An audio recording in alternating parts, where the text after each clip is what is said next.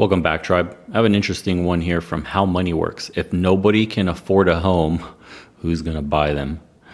BlackRock? Fewer young people than ever are going to be able to buy a house in their lifetime, and at the same time, homes are getting more expensive every year. What?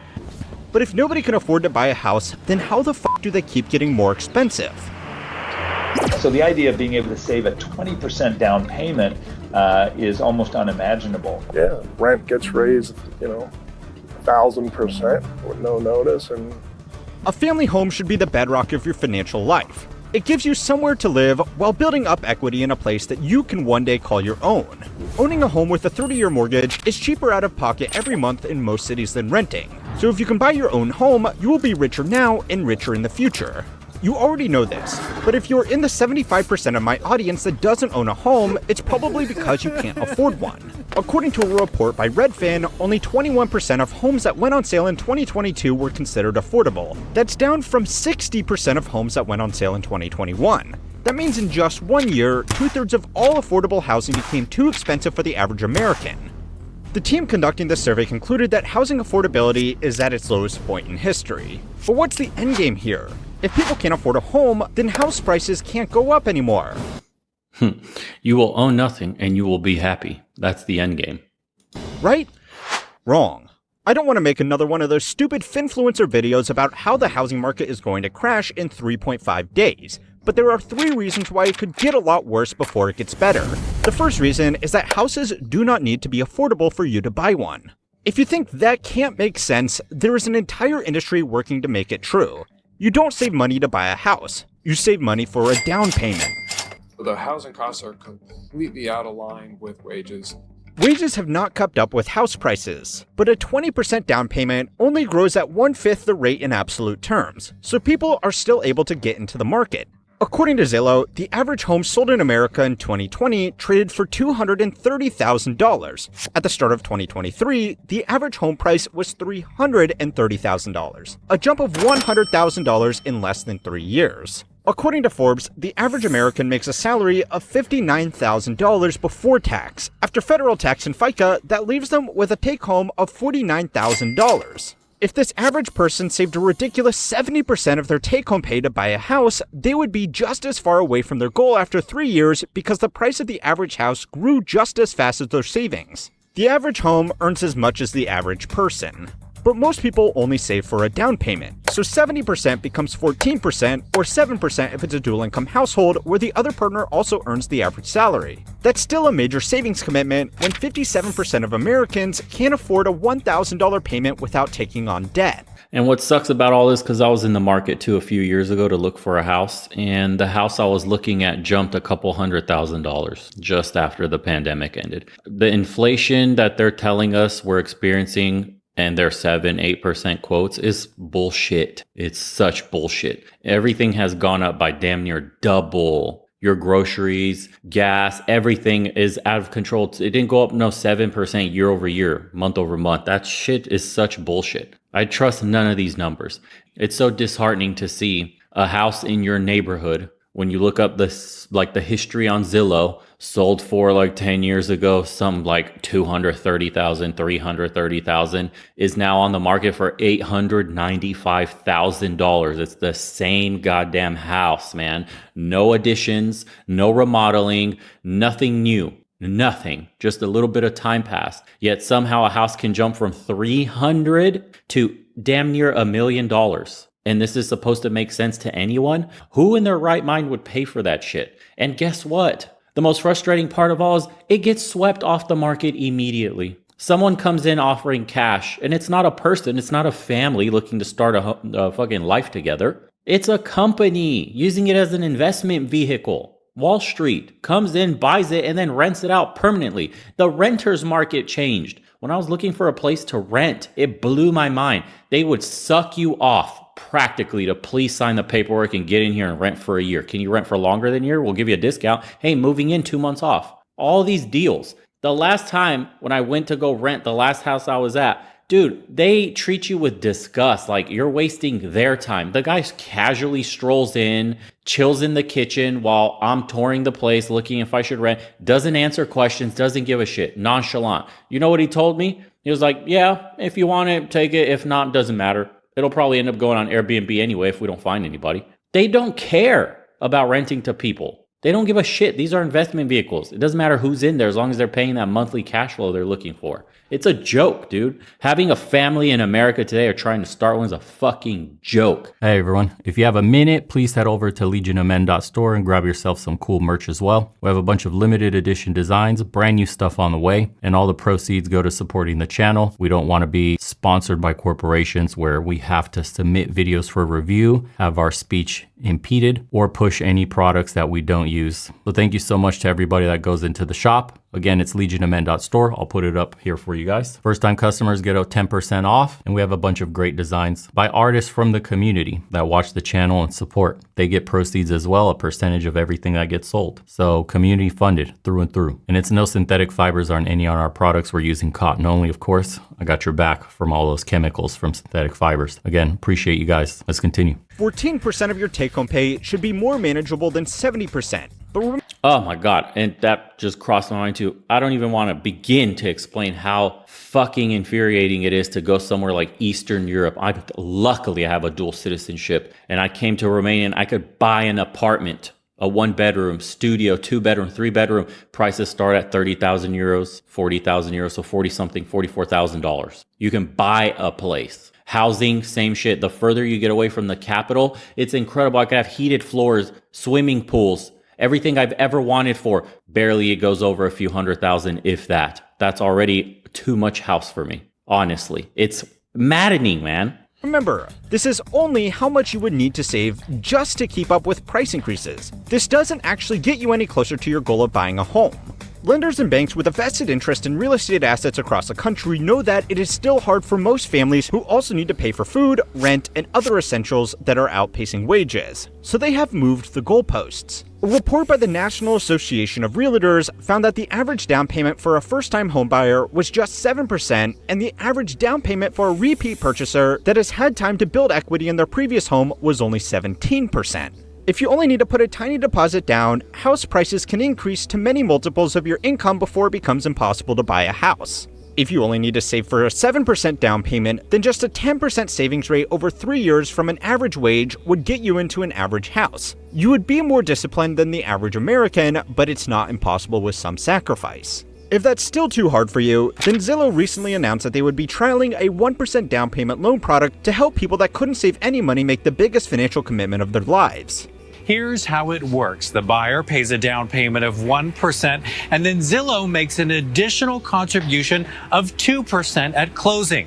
That is a grant and doesn't need to be paid back. So even though houses are making more money than you are, the price of entry is being reduced just. And you know why? Because they make money on this. They get your property if you fail anyways, but they also win cash back every single month that you stay in there and you pay. And most people will fight tooth and nail to stay in that house. That's their home, man. That's their kingdom that they built, their legacy. So these companies, look how important it is for them to get people in homes, but they won't lower the housing costs. Look how much profit they're chasing. They're even willing to just throw away the down payment down to 1%. Hey, screw it. We won't ask for an arm and a leg 20% anymore. We'll just do 1%. And then we'll even grant you a few percentage points. Stay in this house, bro. Stay in this house. Go ahead. It's already unaffordable. The chances of you bankrupting if something goes wrong in this economy, that's fine with us. We'll just retake the house and some other bozo will get it. Dude, the economics are so bad. People aren't financially healthy to afford homes in these price ranges. And they're talking about it like, if you're frugally living, if you make better decisions than the average American, in their eyes, it's like, you go to work, you come home, sleep, wake up, go to work. You don't live. You have a house that you just sleep in, a box, and then you're working the rest of your time. You're surviving. How is that ideal in anybody's eyes? Just as fast. But that's only to make the down payment. You still need to make the repayments, and if you can't put 20% down, what hope do you have of making repayments on a house? The second way that houses can keep on getting more expensive, even when nobody can afford to buy them, is because nobody is selling them. But we also don't have anyone putting their home on the market just because they have a 30-year fixed rate below 3%. So nobody wants to sell a home right now, and there are still plenty of people who want to move. Home sales in America are at their lowest level in a decade despite population growth. According to data from the National Association of Realtors, 6 million homes were sold in 2021. But now, only 4 million homes are selling at an annualized rate. Potential sellers with a home loan don't want to sell, because the rental market is even more unaffordable. And if they move into a new home, they will get a new home loan that has a much higher rate than what they are paying currently. Many people already moved during COVID, and another move so quickly would be too disruptive on their social and family lives, in addition to the significant interest expense of new home loans. The average homeowner spends 13.2 years in their home. After a flurry of home buying activity in the last 3 years, more Americans than ever are just settling into their new home, and they have longer than ever before they consider selling. New buyers are also choosing to wait out their purchases until interest rates drop. The average number of people living in a household also increased recently for the first time in 160 years, after a long trend of smaller families and people choosing to move out into their own homes. According to Pew Research that published this report, this was because more younger adults were choosing to, or being forced, to live with their parents for longer to avoid living in an unaffordable housing market. The market is still active, but regular buyers and regular sellers are choosing to sit out until moving into a new home becomes more affordable. And it's the people who are left that are the third reason this can keep going on longer than you think. There are 3 groups still in the game. The first group are all cash buyers that have money from selling their old home and want to buy a new one. If you are a boomer that purchased their home in the 1970s for 3 nickels and you now want to downsize, now is an ideal time to take advantage of the market. When prices are higher, the spread between a single-family freestanding home and a smaller property is larger, giving you more cash to live off of. The second group are people moving interstate. Unaffordable housing is pushing people out of expensive cities across the country. You would probably prefer to stay in your home city, even if you had a job that you could do from anywhere. Closeness to friends, family, and familiar amenities is why people only live 18 miles from their hometown on average. In defiance of the part-time hedge fund manager and full-time YouTube comedian Patrick Boyle, where should my friend How Money Works live? I don't know, maybe Dubai. He's one of those flashy YouTuber types. He probably wants to live on one of those Palm Islands, hang out at malls buying designer goods, and maybe do some indoor skiing. That's just the kind of guy he is. I chose to stay in my crappy 1-bedroom San Francisco apartment because moving is a pain in the ass. But if you're really struggling to afford a high cost of living city, you can improve your lifestyle by moving to cheaper cities with lower rents and property prices. If you move from a city like San Francisco, Seattle, or New York to any other city in the country, you are going to be able to buy a lot more house for the same money. Your higher income from working in these areas will push up local prices, and in the process of avoiding the rising home prices, you have just made it worse. And therefore you have more people competing for rental space because the cooling of housing market has kept people longer in rental tenure. So that is the reason why competition has increased. The supply has been constrained because people are not moving from rental to own. The third group are investors. Investors only care about the return on their assets. Prices are high right now, and investors using financing to buy property are also paying higher interest rates, but in return, they are charging higher rents to long-term tenants and short-term vacationers if they list their properties on sites like Airbnb. There you go. Make no mistake, prices are still too high. The largest increase in home buying has come from this group. According to Redfin, year-on-year growth in investment purchases reached 145% in 2022, and institutional investors buying up stock for real estate investment trusts were the fastest growing group of investors. Real estate investment trusts, or REITs, work like index funds for real estate. They buy a portfolio of properties using money collected from a large group of investors. REITs are sold both over-the-counter through companies like Blackstone for high-net-worth investors, or as exchange-listed securities for average people. REITs used to focus on commercial real estate like shopping malls, hotels, warehouses, office buildings, and farmland. The high cost of these properties made them suitable for sharing between multiple investors. Residential REITs have experienced a sharp rise in popularity, though, because people that can't afford to buy a home themselves still want exposure to this market. Some people are putting savings towards a down payment into REITs because they should provide returns consistent with the residential real estate market so their savings won't be left behind by rising house prices. The popularity of this asset class has been caused by unaffordable housing, and it's also made housing more unaffordable. But this can't last forever. This is the worst! And as much as I hate to say it, those stupid fucking Finfluencer thumbnails may be right. Things are starting to change. This is why the market is largely resisted to sell-off and why it's still possible for home prices to go even higher, even though it kind of makes no sense. An updated Redfin report has revealed that investor purchases have slowed significantly, and surveys from local agents in cities like Las Vegas, Austin, Miami, and Houston revealed that institutional purchases have stopped completely. It doesn't matter because we're not building anything. Dude, I have a remodeling and construction company. I'm telling you right now, we're never repeating 2008, 2009. Like, people expect a recession to come and that there's going to be foreclosed houses everywhere. And that's not going to happen. It's not the same market. There will be no foreclosed homes. All the institutional buyers have mostly swept in and control most of the neighborhoods. But the regular families that would be struggling for this quote recession that happens and experience income loss and have to put that sign in front of their yard, they will most likely not put the sign up because somebody's going to come in and buy the property before it ever goes on the market. And even if, say, the institutions themselves that have invested in this are struggling and want to trim some of their investments, some other investment firm will come and buy them at a discount. The money that gets exchanged, the ownership, you'll never see it on the street as a normal person. It all happens behind the scenes. The ink dries and all you'll see is under new management. That's it. For you as a regular person, this is not going to improve anytime soon. It's only going to get worse. The new American dream is literally moving to a small town as small as you can while maintaining your salary in some manner, or completely uprooting and leaving the United States because it's unaffordable, even on the salaries today. They're stagnant. They've been stagnant for a long time. Everything else has outpaced your earning power. The private equity company Blackstone, not to be confused with the investment index company BlackRock, had to block investor withdrawals from its $71 billion earlier this year, sparking concerns that the whole system was overvalued. If investors pull their money from these trusts too quickly, the investment managers, in this case Blackstone, will be forced to sell one of their properties in their portfolio. BlackRock was accused of overestimating the price of the properties it had in its portfolio, but that's hard to prove until it's forced to sell one of them. But as soon as just one property needs to be sold, all other comparable properties in that trust need to be readjusted to a similar value. A sharp drop in the value of the trust could trigger more investors to withdraw their funds, causing the manager to sell more properties, pushing down prices even further. But don't get your hopes up too much. If you own shares in a REIT, the easiest way for you to liquidate your position would be to sell your shares to another investor, which doesn't require any cash to be liquidated from the assets themselves.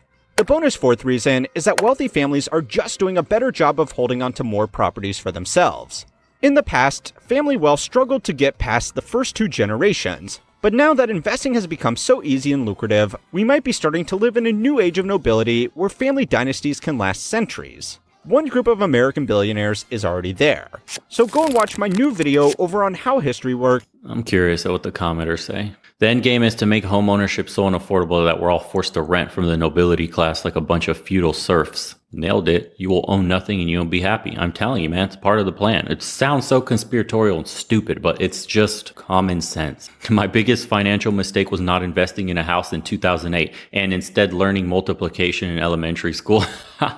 Asking a real estate, and by the way, 2008 was nuts. Let me tell you just how nuts it was. Houses were being foreclosed on for around $12,000. There was like 7 signs in my neighborhood alone during the '08 crash. A wealthy Chinese businessman from out of state went and snapped up probably like 4 or 5 of these houses, immediately turned around, put them all for rent. Each house is now worth, I think, $250,000 to $350,000. No, more than that. It shot up again in the $330,000 and up range, $300,000 and up. Each property he bought for around 10. He rents them out for over $2,000 a month. He's set for life just by right place, right time.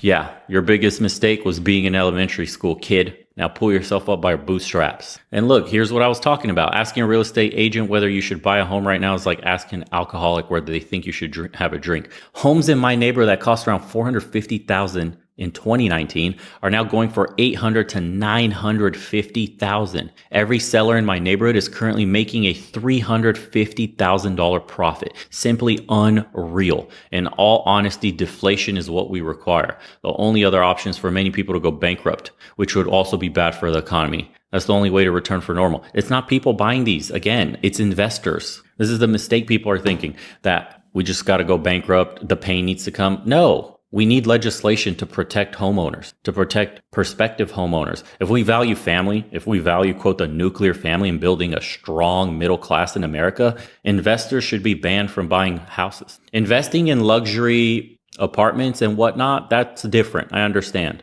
But normal neighborhoods and housing, affordable housing, should be banned from investment. Again, we don't have laws that protect the normal you and me. Only the companies and corporations that invest, because the moment they go, quote, bankrupt, we're here to bail them out with our tax money. It's crazy how it's gotten to this point so quickly. My grandparents came here from Italy, didn't speak English, no money, no education. They were able to buy a small home that raised 4 kids in on just my grandpa's income. Sure, they weren't rich and struggled to get by, but they made it work and beat living under Mussolini's rule. My grandparents lived in that house for the rest of their lives. Now, 2 generations later, we are talking about dual income, educated, natural-born citizens who can't even afford to buy a home. Pretty sure my grandparents wouldn't have come to this country if they knew this would be the future of their grandchildren. Facts. And that's why so many of us, quote, immigrants have reversed immigrated back to their country. I'm not shocked anymore by just the amount of Europeans that we came to the United States with, met, that have left and went back to Europe. It's actually crazy. They've sold all their assets and moved back and are living like kings because the cost of living difference is insane.